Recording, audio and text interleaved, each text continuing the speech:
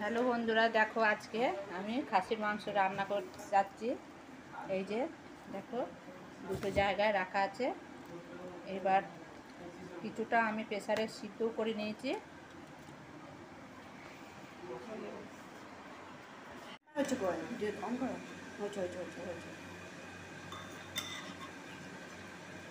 এই যে দেখো তোমরা, প্রেসার আমার এটা সিদ্ধ করা হয়ে গেছে।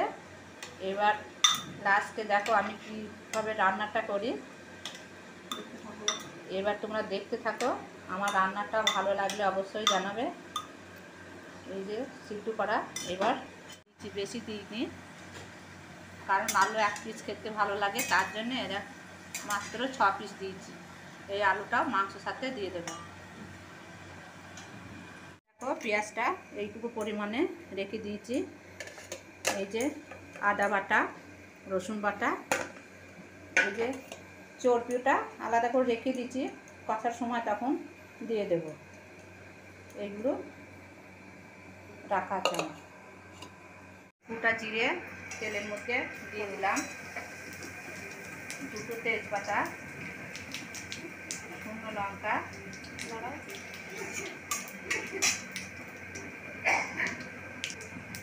তারপরে এই যে কেটে রাখা পেঁয়াজগুলো দিয়ে দিতে তেলের মধ্যে। এবার একটু নাড়তে থাকছি। আপনারা অবশ্যই দেখবেন আমি কীভাবে মাংসটা বানাচ্ছি।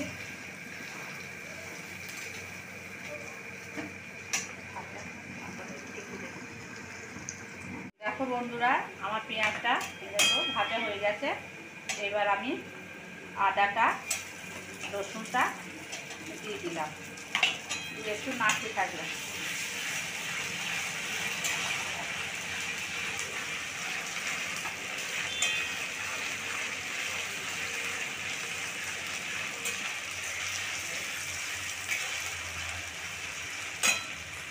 তারপরে মশলাটা জলে গুলো,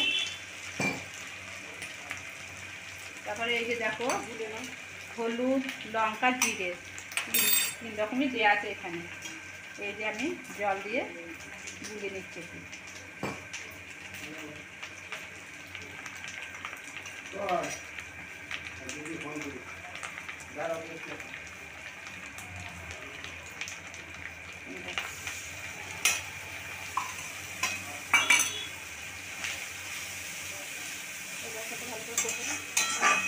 একটু মশলাটা আমার কষা হয়ে গেলে চর্বিটা দিয়ে দেবো।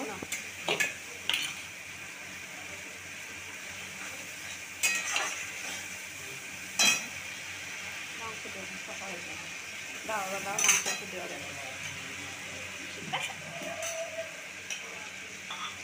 এই যেমন প্রেসারে সিদ্ধ করা মাংসগুলো আমি তুলে দিচ্ছি। জলটা কিন্তু দেবো না এখন।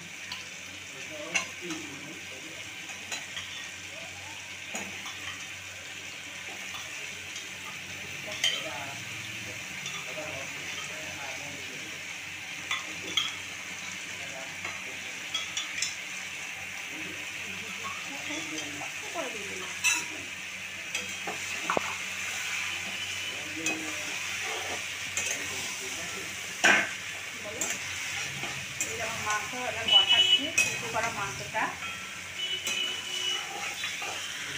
আমি ভালো করে এখন করতে একটু সময় লাগবে, পরে আবার দেখাচ্ছি। দেখো বন্ধুরা, আমার মাংসটা কষা হয়ে গেছে। এবার ফেটিয়ে রাখা দইটা আমি এতে দিয়ে দিচ্ছি। কষা মাংসের ওপরে, এটা কিন্তু টক দই।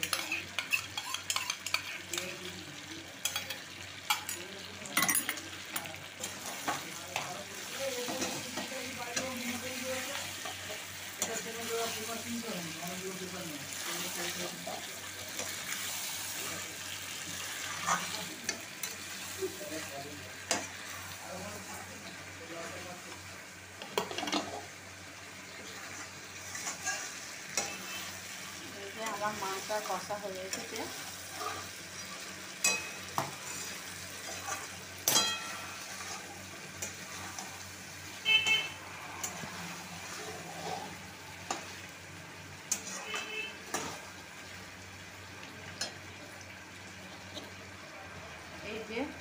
চর্বিটা, এবার কষা মাংসের উপরে আমি চর্বিটা দিয়ে একটু কষে নেব।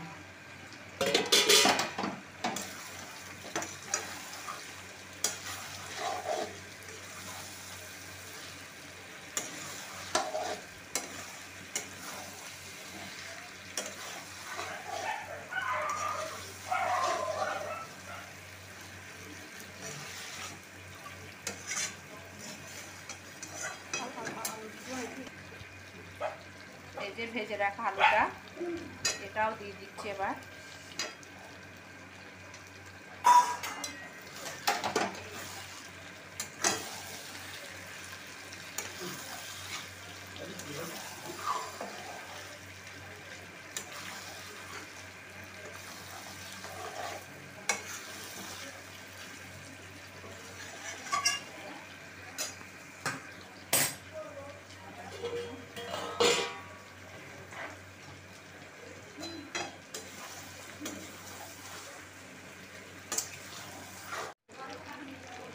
এই যে মাংস খুব ভালোভাবে কষানো হয়ে গেছে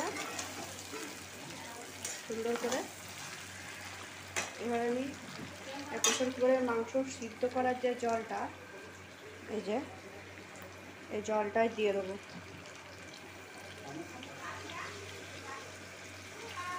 ব্যাস,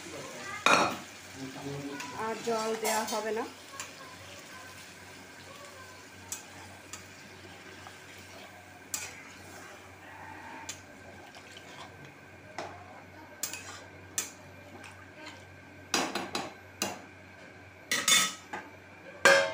এবার আমি ঢেকে দেবো।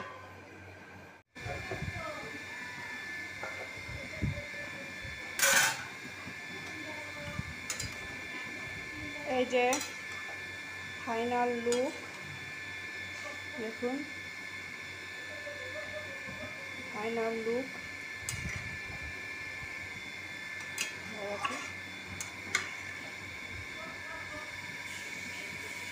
এবার আমি নামিয়ে নেব।